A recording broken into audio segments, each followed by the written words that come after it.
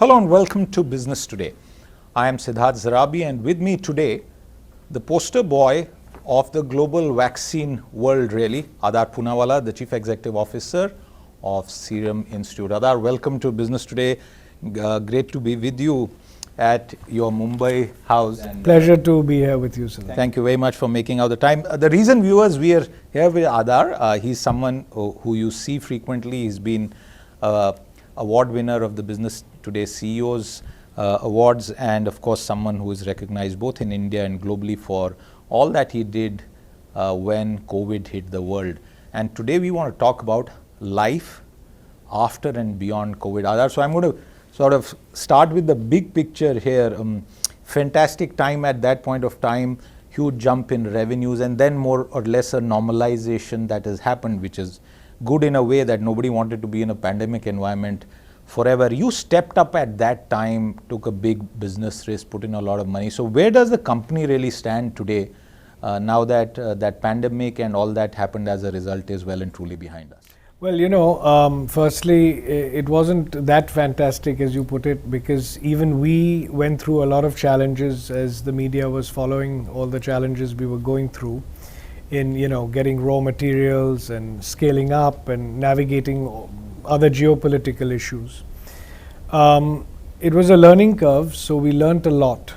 We became more efficient. We were able to focus on what's important. Going forward after the pandemic, you know, a lot changed. A lot of competition has come in. A lot of people want to make vaccines all over the world. Of course, they won't all succeed because it's a very specialized and difficult activity to execute, even if you do have the technology. The manufacturing skill itself is an art, and that takes years and years of being able to do that. So it's not just having a technological advantage, it's about having to know how, you know, the manufacturing really works. So, you know, after the pandemic, which suddenly then, and I'm glad that it ended, you know, in 2021, there was a lot of stock, equipment and facilities all over the world that were redundant, because everyone, including us, had invested in huge capacities. We had to rejig all those facilities to, you know, adapt them now to make our other regular vaccines like malaria, HPV, all our vaccines that we had held up in the pipeline. So COVID wasn't very good for us in that sense, that we had to delay and defer a lot of our pipeline, which of course was the need of the hour. We had to focus all our firepower on making COVID vaccines for the country and for the world. So, you know, life after COVID was also a bit of a challenge, rejigging and getting licensed on these vaccines that we had put on the back burner. Very important vaccines like the malaria vaccine for the continent of Africa, which we launched last year, and is saving a lot of children's lives there. The HPV vaccine, which this year we'll give to the government of India and then export, which is to prevent cervical cancer in women. These were all vaccines that we've been working on for 5-6 years, maybe 7 years, in terms of investment and clinical trials and all of that. So it was a relief to get those vaccines out finally, you know, 3 years after COVID. And we've got some other focuses also on mosquito-borne diseases, a dengue vaccine, a yellow fever vaccine, chikungunya vaccine. So you're going to see that coming out of Serum Institute over the next 2 to 3 years, because with climate change and the way diseases and mosquito populations all over the world are spreading, including a lot of economic development. You see, economic development means you have a lot of construction, potholes and water bodies coming about where these are breeding grounds for mosquitoes, and hence further disease, spread of this kind of disease. So I'm focusing on mosquito-borne diseases and some of these other vaccines to get them out, and we're continuing to expand and trying to look at European and US markets also now. We were traditionally in 170 countries in the developing world countries. So now I'm looking at some products that we can take to the US and Europe. I don't know how that's going to go with the current health minister of the US, Mr. Kennedy, but I think we'll have to convince him to be a little open-minded and flexible to understanding the real power of vaccines, because, you know, it's a very important point here I want to make, vaccines have world over proven themselves to be the most efficient economic tool to prevent disease. Giving a vaccine and preventing a disease as opposed to hospitalization and burdening the health system and all the other knock-on effects that it has is something that people need to be convinced on now, especially in the US. In this part of the world, everyone knows the benefits and how vaccines have prevented so many cases and deaths. But you see in the US even right now, you've got outbreaks of measles, diseases which were virtually eradicated in that part of the world, and that's because the vaccination rates have been reduced. Have you been surprised at the rise of the anti-vaxxer lobby, if I may sort of... No, not surprising, because during the pandemic also the misinformation and a lot of other things like your reactions and deaths got misconstrued and highlighted, naturally creating doubts in the minds of people who weren't aware of really what's going on, and social media didn't really help at that time. And so now again, educating people and convincing them that vaccines are more or less safe, and of course you get the odd reaction or death, but it's a far less of an issue compared to letting a disease run rampant in a population and not doing anything about it, not taking any preventive measures. I want to pick this point up because after the pandemic ended and after several years of people having sort of taken your shot, there was a time when a lot of deaths in India, sudden deaths if I may put it that way, somebody in a gym, somebody doing some other kind of activity, and people tried to link it to the after effects. Is there any study that you've seen that can shed sort of light on whether Covishield and any other vaccine in this space actually had a negative impact of the kind that people would? Well, I mean, generally there's no data to suggest, and we looked at a lot of studies where there was no link established at all between long-term effects of a vaccine. I mean, there have been what they call long COVID, where if you did get the severe disease, you did have issues months later. There have been issues with heart failure or blood clotting or whatever, which unless it happens, if you take a vaccine and something happens to you within the next few days or even a month, then at least one can establish a link. You were perfectly healthy and now look what's happened. But if you're talking about having some issue after a year, there were people who committed suicide. One chap jumped off a building. There were some other issues, and these court cases and things got blamed and tried to link that because I took the vaccine, I did this. I mean, some of them were real rubbish. Some of them, need further investigation, and there are investigations being taken to see, from medical bodies whether there is a link. But nothing conclusive so Nothing conclusive so far, and a lot of vaccine companies have a lot of court cases going on there in the courts, but there's been no judgment on proving any link to the side effects and direct any issue. And if there is, then we shall see and go by what the courts say. But at the moment, there's been no definitive conclusion on that. You touched upon that point, and I want to sort of come back to it. The COVID vaccine saw rapid accelerated approvals. You're moving beyond that. Has the vaccine industry, the overall sort of sector, sort of learnt anything which allows a company like yours to bring to market a vaccine much faster? Yes, it's a good question. We have suggested a lot of reforms and removals of some certain rules which made it traditionally these were legacy issues and rules which every country has when they're growing, and the health ministry and the government of India has been quite proactive in supporting our industry in trying to fast track and reduce a lot of rules. Now take for example, there was this rule that you had to do a clinical trial only in India to get licensed to be able to sell a vaccine in India. So now there's been a very well thought of relaxation that if, let's say, a company like mine or whomsoever has done a trial of a product in a what they call top approved regulated country like EMEA, UK, or United States of America, the Drug Controller's Office in India has the powers to waive, after looking at your trial data and other things and discussions, to waive a trial in India. So that can save you 2 to 3 years. Because sometimes strategically, because of the disease burden or whatever reason, a company like ours or anyone may do a trial, let's say in Europe or the US or somewhere else.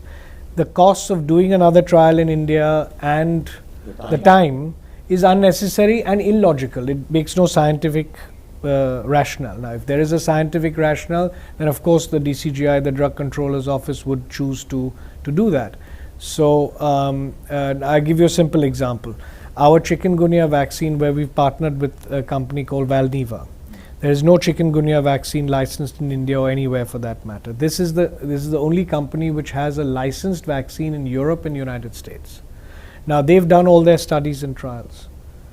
And millions suffered from it. So it would be illogical to waste time and money doing another trial which would just prove the same result in India. So these are the kind of reforms and changes that our country has made, looking at, trying to... So do your rollout plans for chikungunya or dengue, are they likely to benefit from this new approach that you... Yes, but dengue, no, because we're doing our trials in India itself all the way, because it's a very important vaccine, and it's our vaccine that we've developed. So the chikungunya one is one partnered with this company called Valneva.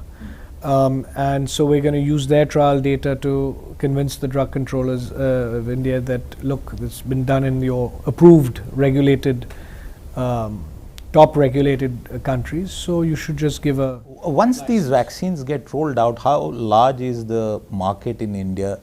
Yeah, so this is very interesting. Normally, I make a decision on making a vaccine which has a global demand and requirement. Otherwise, it just doesn't make sense for us to put a few thousand crores of capex and employ people, train people on that technology.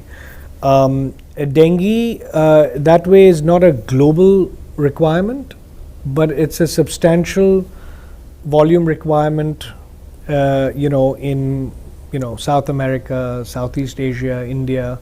Where you see, you have rice paddies, you have construction, as I said, and these are the areas where you have breeding grounds for mosquitoes. So that makes sense. Now, chikungunya, of course, is not again a vaccine that I think everyone will take. Some vaccines will be travelers' vaccines. So you have the yellow fever shot, people going to Africa. We have the meningitis shot, which people take going for the Hajj pilgrimage, for example. These are mandated vaccines that you have to take if you travel to certain... or under a travel advisory, you get a dengue vaccine shot, a yellow fever shot, and then you're set to go to, say, India or Africa or any of these places. By when do these vaccines come to the market? Well, I mean, chikungunya in less than 2 years, and dengue probably 3 years. Okay. That's the timeline. For the millions who suffer from this, I'm sure that's going to be good news. Since you've spoken about that, do you want to tell us more about any new areas that you are, therapeutic areas that you're looking at? Well, I think vaccines has predominantly been our concentration. We're trying to get a vaccine for TB, which is a big issue. You've got malaria, HIV, and TB as the three global kind of ones. Let's see how that goes. That'll require a lot of investment. We tried to look at other biosimilars and other products which were outside of the vaccine space, but it's just highly competitive, and it needs another skill set, and then you end up fighting with patents and all of that. So we've chosen not to do that and have our own patents, develop our own technology platforms, messenger RNA platforms. So we want to stop relying only on the partnership model that we've been doing at the moment. Tying up with someone. Even during the pandemic, we had to tie up with Oxford and AstraZeneca, and it'll be nice to have our own patents, which we have for one or two of our vaccines, like for our pneumonia vaccine, and build on our own capabilities. So that's where I'm focusing. Before we move on from the vaccine space, could you give a sense to our viewers and readers about the kind of money all of this is taking over a multi-year horizon? Well, look, the big pharma, you take Pfizer, GSK, Sanofi, for example, if you just zoom out a little bit, their turnover in vaccines goes into 40-50 billion dollars, for example, and ours is only $1 billion. And this is where even I think at Davos last year I had spoken and said that India, if it wants to have and make vaccine companies the level of those, at that level, you need Indian companies to be able to charge reasonable pricing. What's happening is that, yes, we absolutely want to protect the common man from predatory pricing or high prices on healthcare. But if you look at the vaccines today, we're selling them at 50 rupees and 100 rupees. If you want, the GSKs and Sanofi's and Pfizer equivalents to be done in India, you have to relook at that pricing policy. Even in the government business and tenders, you have to give it at a very reasonable price, otherwise, the tenders don't go through. Now, why do I say this? If each drug or vaccine to be developed in India as a made in India vaccine, I need at least $500 million to $1 billion. My turnover is not 1 billion. क्या हम innovate करके कर सकते हैं? If you look at all other industries which have flourished, banking, IT, auto in India, all leaders in the world, they make $1 billion a quarter. The average IT company, you look at the top IT companies, they're making $1 billion a quarter. You can then reinvest in your technology. Now they want to do, whether it's AI or whatever it is, to move with the times and ages. For us to develop and innovate, if we just don't have the revenues and profits, how do we do it? So you look at the largest pharmaceutical companies in India, the generic players. What is their profit and turnover? It's peanuts compared to, it's 1/10 or even lower than that if you look at, comparing them and their market cap. Global players. The global players. So if that's where we want to go and make in India, develop in India, create in India, then that's what we need to relook at. It's one of the factors. See, we have the talent, we have the capability, and we're very efficient. That's our advantage. But we don't have the kind of capital and revenue that those companies have. We don't have access to the risk capital that American companies have. Why are there all these big $100-200 trillion market cap tech companies and other companies in the US, and how do those startups? Appetite for risk capital, which is there in US, we don't have here. People are not willing to back an entrepreneur with billions of dollars in India compared to how you... Won't the public markets back you?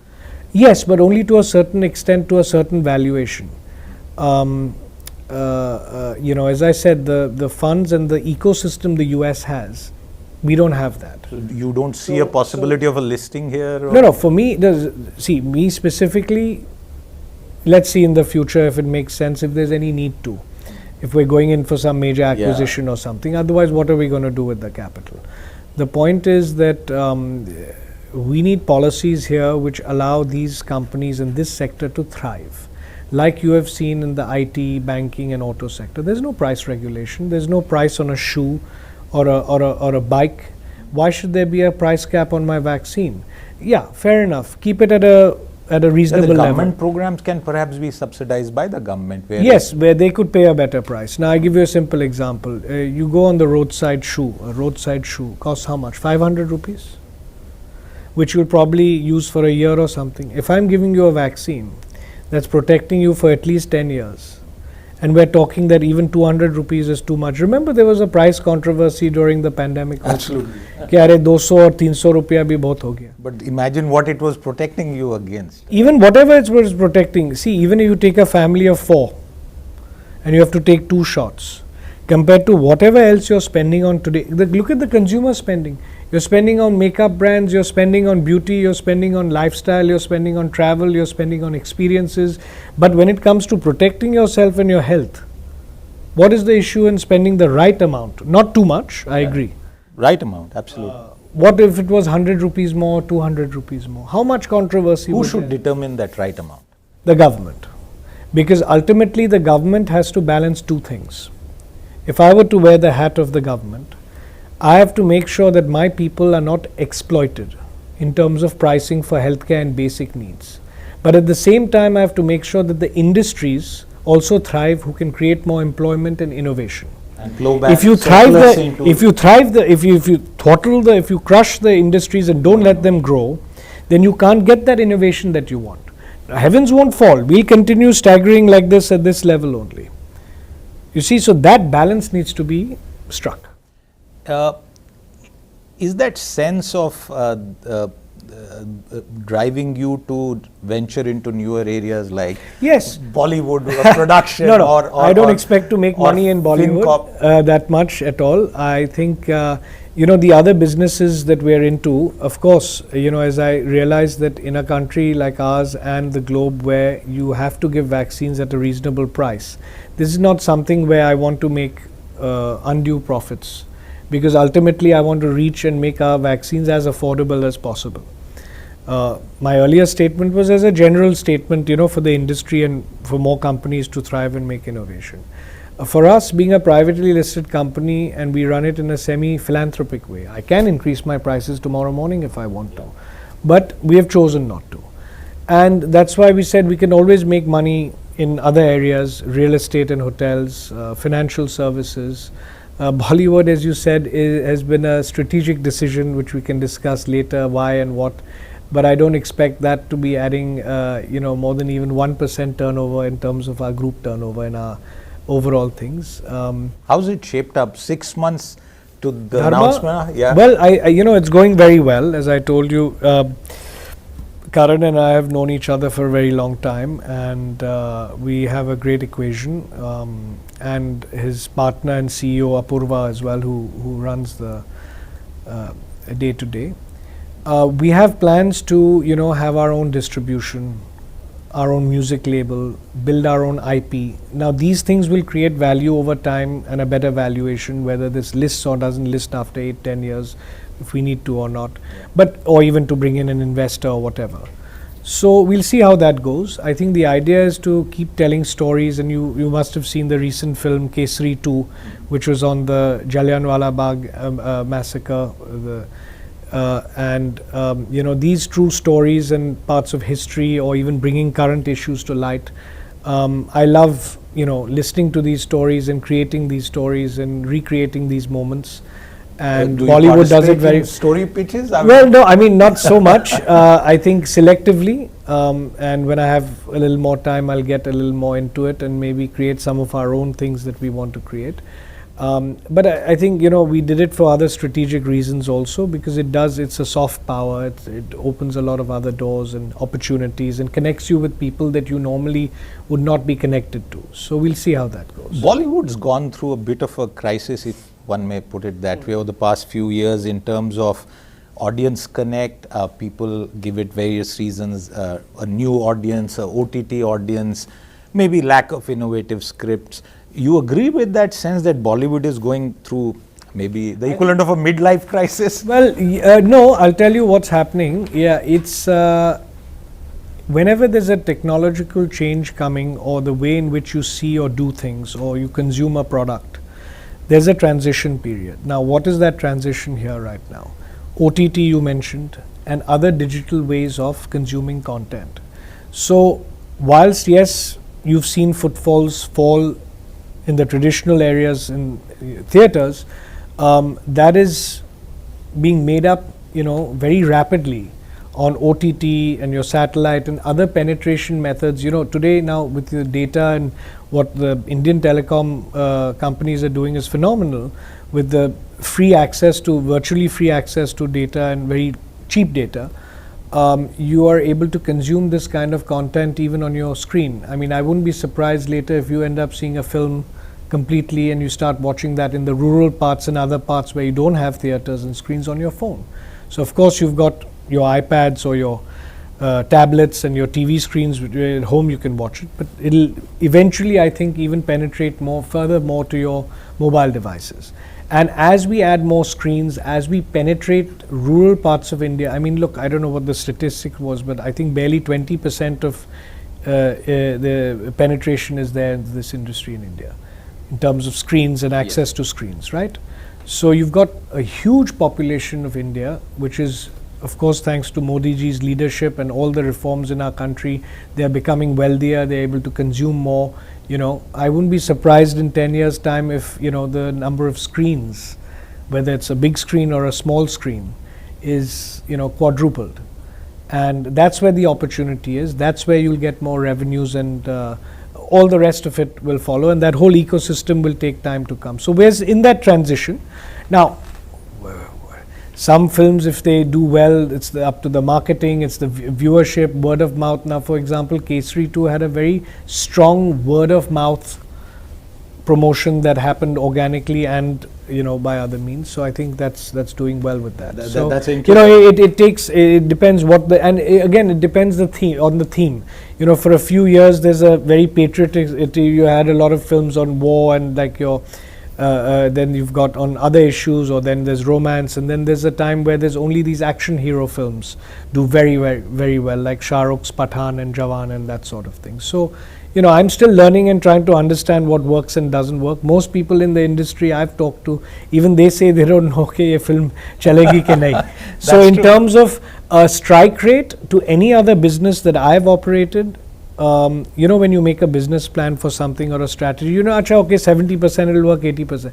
Chances of you knowing if a film will work or not is, I would say, less than, 20 to 30%. I mean, you have a fair idea. Yeah, that's a very interesting point, viewers, because in the pharma industry, it is said that out of a drug pipeline of 10, maybe there's only one that is a multi-billion-dollar drug, and many others don't perform, and then you look at average. No, so in COVID in 2020, late 2020, I was 80% sure that Covishield will do a wonderful job and work once I saw the data. And then there was here you see the film, you take it through like a focus group or something, and you still have maybe 20 or 30% chance of knowing what's going to happen. So that's the difference. That's an interesting take. We spend a lot of time on the vaccine part of your work and Dharma, which perhaps seems to be a passion project, fairly so. You can say that. But give us a sense as we come to the final part of our conversation. What is your group going to look like, let's say 5 to 10 years from now, in terms of the business verticals that you are there, and what are your ambitions that you set for yourself? No, I think with the country growing in the direction that it's growing, the aspirations of 1.5 billion people, both professionally and personally, I think there's tremendous opportunity to help them, support them. You don't have a customer base like this that is being educated and empowered anywhere else in the world. And that's partly why we looked at real estate and financial services, which is what every human being virtually, or company, or entrepreneur, business is going to need. So that's why we went into those areas. I think we'll continue in these areas, with Serum being the primary focus. We even had an insurance company which recently we've tied up with Babaji Ramdev to invest off, because we want to focus on our NBFC. We want to take all our capital and put it in our NBFC to grow that. Okay. We're at a 35,000 crore AUM. We're going to grow at 30-40% a year. So that's going to need capital. We're going to probably go for $1 billion cap raise at the end of this year in a QIP, or take a financial investor into the company, all primary, no secondary. Because finance companies need a lot of capital to grow. We're 4 times levered to our net worth. We want to maintain that. So as we grow, we'll have to keep bringing in a little bit more capital. So that's where we are looking at in the next 5 years, in financial services, real estate, and a few hotels. We've got the Ritz-Carlton in Pune. We may expand on that a little bit. And primarily on Serum, I think. Just to follow up on real estate, we've seen a lot of established old business groups kind of do a deep dive into both the commercial and the residential segment. Your own assessment of the kind of real estate evolution that India is likely to see beyond the metros, particularly because the metros are choked, and that's a fact that everyone the FSI rules have been relaxed also, and I think you're going to see a lot of high rises coming now, which in a way is good, because you can make things a bit neater and have other whether it's waste management, whether it's infrastructure, car parking, all that can be streamlined a little bit. Look at our city with all the roads and infrastructure we've got on the coastal road. So I think with more roads and other infrastructure growing, you will see other parts of the country getting developed also much faster. But Which for parts- us, for which us, parts for do you example, no, I'm saying the outside of the cities. I'm saying, but I'm saying for us, at least as a group, we're not experts into real estate. We just partner with a few friends Yes. and trusted partners, and in the key good locations where we know it's a very low level of risk of going wrong. If you construct something, you'll definitely sell it at a good price range. So we're looking at that in a very modest way. It's not going to be a huge vertical of ours, maybe a 10% on our group sort of activities. That's my very last question, and this is the broader context, and the reason I ask you is because you meet so many people globally. 3-4 years back, China plus one, India being seen as an alternative supply chain destination, and with what has happened due to the Trump tariffs, as they are called, we now have Apple saying that India will become its primary manufacturing sort of center. What would you, as an industry leader, want the policy setup, the establishment, both at states and the center, to do to really capture this moment and opportunity that seems to have come up? See, India has been for a long time a preferred destination. You've heard and seen that in Davos and many other places. Purely and mainly for a few reasons. Of course, the size of the market, the growing aspirations and income levels as they rise of the people here, creating a very good, promising future market also, and generally decent, good policies with a government which is ready to help and proactively help, whether it's on land or investments and tax and other certainties. I think the two things which are paramount for India to maintain and continue and perhaps improve upon is to continue assuring, which it's doing, stability in terms of its policies, which it shouldn't change. So I'm not saying that they're not doing that. I'm just saying that these are the things that we would want to continue happening. Stability of policies and the rules that are there, so that when an investor comes in with a long-term view, whether it's on taxation or investment or foreign investment, what you're allowed to do, not to do, that should remain fairly stable. We shouldn't keep changing that all the time. And if we do, there should be a lot of logic to doing that, taking into account the global financial system and investor community. And second, we have managed to do, and that credit again goes to Modi ji and his entire government, of maintaining peace and neutrality. Good words there. Stay the course. That really is the message when it comes to the broader macro political economy situation. Adar, I wish you all the very best as you continue to stay the course on your core business and venture and double down on newer areas of growth. Thank you very much for your time. Pleasure. With that, it's a wrap on this conversation. We'll see you again. Until then, goodbye. If you like the video, do like, comment, share and subscribe.